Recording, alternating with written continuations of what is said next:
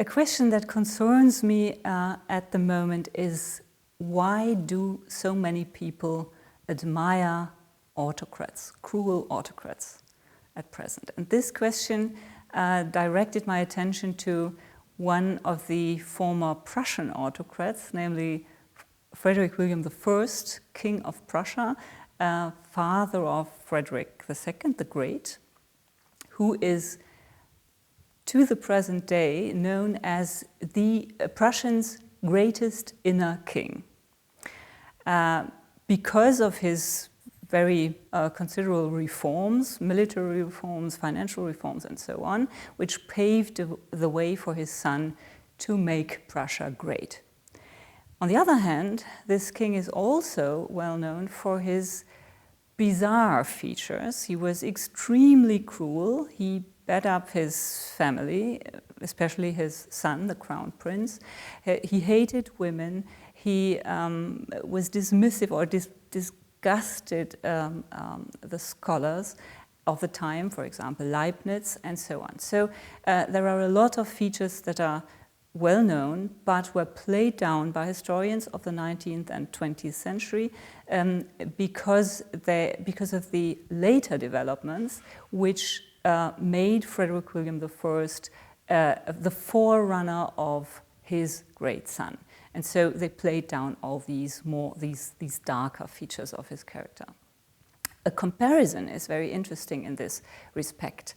We know today that Friedrich William I suffered from the very same genetic disease as George III of England, King George III.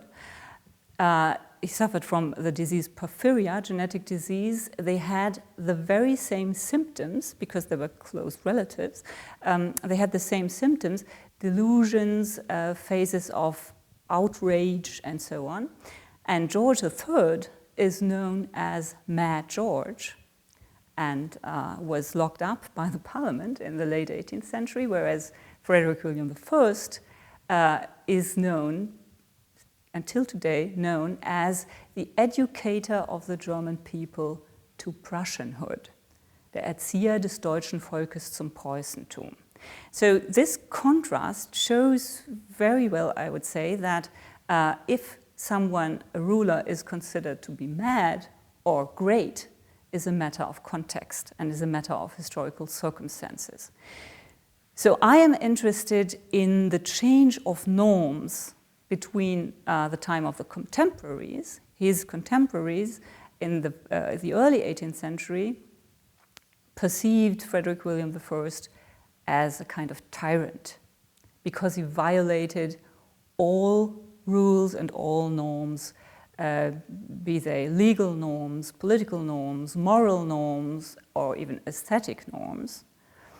And then in the course of the later 18th, the 19th and 20th century, there was a significant change of all these norms so that Friedrich William the Great, the perception of this king changed accordingly very deeply.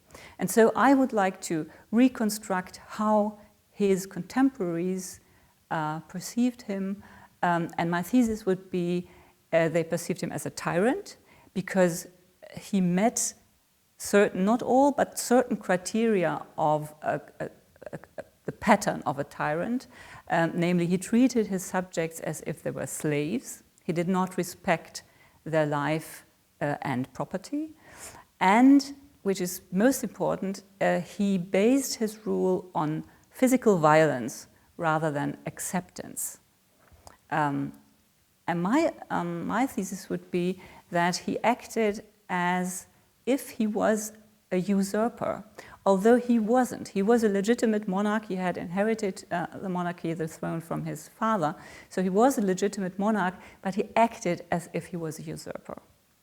And this I would like to show by analyzing the sources of the time, and then I would like to trace the change of his perception throughout the 19th and 20th century.